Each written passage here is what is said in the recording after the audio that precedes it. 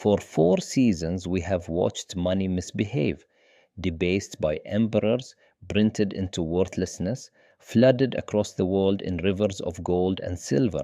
Again and again, money slipped out of control.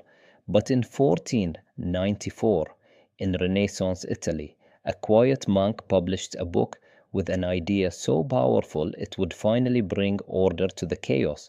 Not a new kind of money, a new way of recording it, and it remains, to this day, the invisible foundation of the financial world. We left off drowning in the consequences of too much money and the desperate need for a tool to bring clarity to it all. That tool already existed, quietly perfected by the merchants of Italy, and its great teacher was a Franciscan friar named Luca Pacioli. Pacioli did not invent this system himself. For centuries, the merchants of cities like Venice and Florence, the very world that produced the Medici, had been refining a method of keeping their books.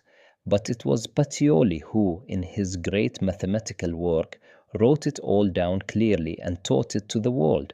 For this, he is often called the father of accounting. The system he described was double entry bookkeeping. Now, this might sound like the most boring phrase in this entire series, but stay with me because it is one of the most brilliant inventions humanity has ever produced. It is the tool that makes honesty visible. Here is the problem it solved. Imagine a merchant with a single notebook. I received 10 coins. I paid 5 coins. It is just a list, and a list is dangerously easy to get wrong. You can forget an entry or make a mistake, and worst of all, a dishonest clerk can simply erase a number or invent one and steal from you, and you might never know. Double entry bookkeeping fixes this with one beautiful rule. Every single transaction is recorded twice, in 2 different places, once as what you gained and once as where it came from. Every entry has a matching opposite entry. Think about buying a horse for 10 coins. In the old system, you just write, spent 10 coins. But in double entry, you record 2 things. Your cash goes down by 10 coins, and your assets, your possessions, go up by 1 horse worth 10 coins. The money did not vanish. It transformed, moving from one column to another. And crucially, the 2 sides must always balance. This is the heart of it. In double entry, the books must always balance. This gives us the accounting equation, the foundation of all modern finance. Assets equal liabilities plus equity.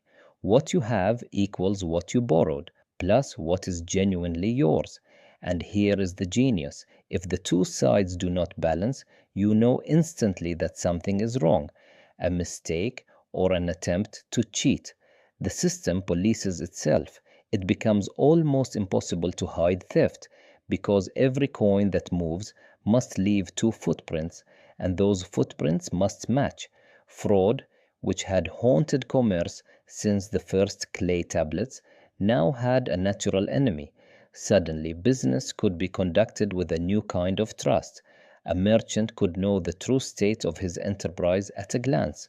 Was he making a profit or slowly going broke? The books would tell him honestly. Investors could examine a company's records and believe what they saw. The fog of confusion that had always surrounded money began, at last, to clear, and it still runs the world. Every company on earth, from the smallest shop to the largest corporation, keeps its books using the system Pacioli described more than 500 years ago. Every annual report, every audit, every balance sheet is built on his 2 matching columns. It was the technology that made large-scale capitalism possible, and so after 4 seasons of monetary chaos, humanity had finally forged the tool to master it. Not a better coin, not a stronger metal, but a method, a way to see money clearly, to track it honestly, and to catch those who would abuse it. Money had at last been brought to order, but order is not the end of the story. It is a beginning, Because once money could be tracked with confidence, once trust could be written into the books, something extraordinary became possible.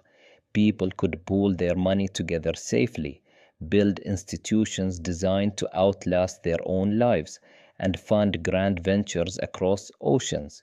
And yes, eventually they could gamble fortunes on a single flower.